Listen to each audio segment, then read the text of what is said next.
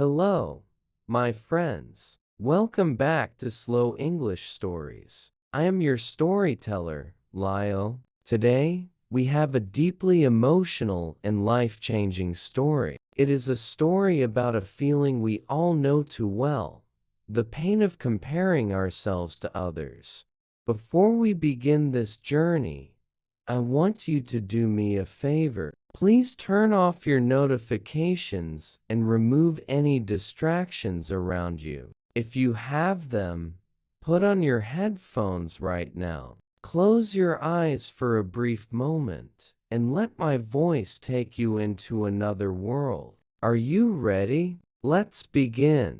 Deep inside the Whispering Valley, the air always smelled of sweet, wet pine needles and fresh rain. A gentle breeze constantly brushed against the tall, ancient trees, creating a soft, calming whoosh sound. In this cool, damp forest lived a small, dusty brown moth named Pip. Pip spent his evenings hiding under broad green leaves, listening to the heavy, rushing water of the nearby river. Let me pause here for a quick moment, my friends. In that description, I used the word damp. Damp simply means slightly wet, usually in a cold or uncomfortable way, just like the ground in a forest after a heavy rain. I also used the word broad, which means very wide. Also, notice how I said, Pip spent his evenings. Spent is the past tense of the verb spend. We use the simple past tense here to talk about a habit or an action that was completely finished in the past. Now, let's get back to our story. Pip was not a happy moth. Every night, he looked at his plain, dusty brown wings and felt a heavy sadness in his tiny chest. He felt ugly. One evening, as the silver moonlight cut through the thick forest fog, Pip saw a beautiful golden butterfly resting on a colorful flower. The butterfly's wings shone brightly, like drops of pure sunlight. Pip looked at his own dark wings, and a single, tiny tear rolled down his face. He thought, if only I could be a beautiful butterfly, then I would finally be happy.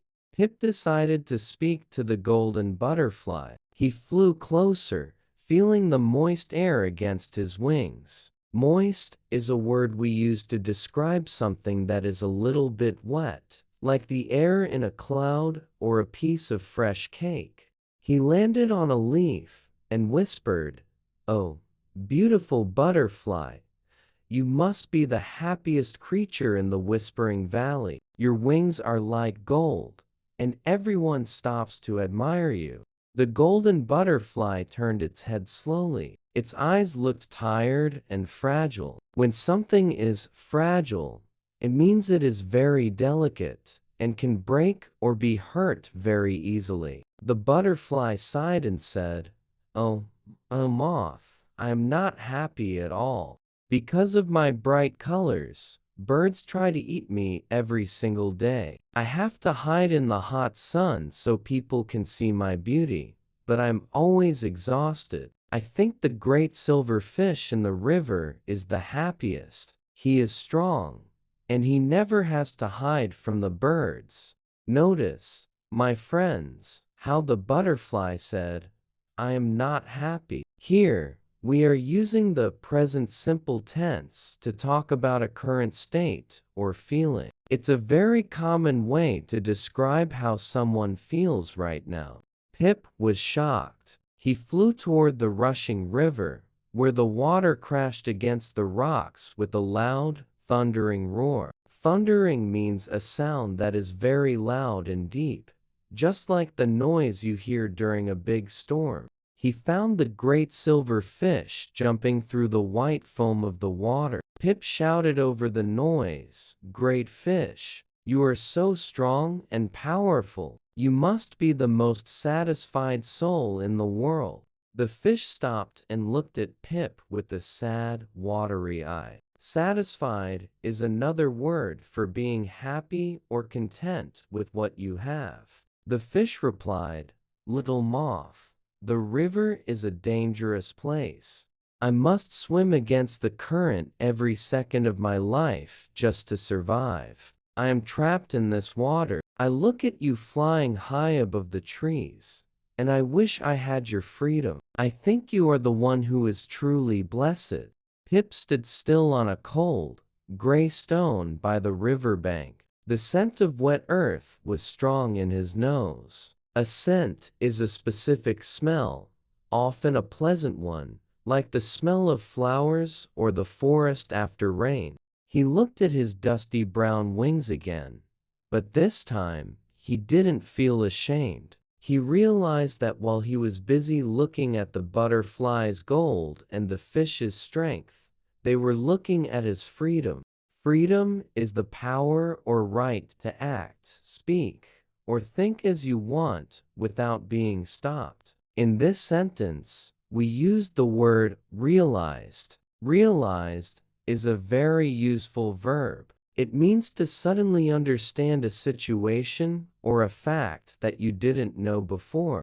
Pip stretched his wings wide. For the first time, he felt the sturdy texture of his feathers. Sturdy means strong and solid, not easily broken. He realized his brown wings were perfect for hiding in the shadows of the trees, keeping him safe from the hungry birds that chased the butterfly. He was light enough to fly to the highest branch, a place the fish could only dream of seeing.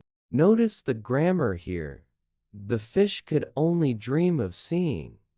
This uses could, which is a modal verb. We use could here to talk about an ability or a possibility in a dream-like or hypothetical way.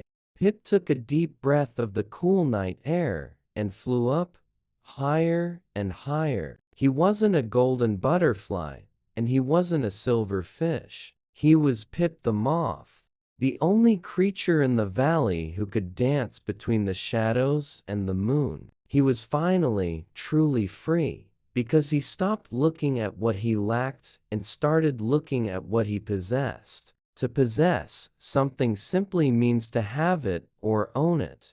And that, my friends, is the end of Pip's journey. I hope this story reminded you that you are unique for a reason. Your path is yours alone, and comparing your behind the scenes to someone else's highlight reel will only steal your joy.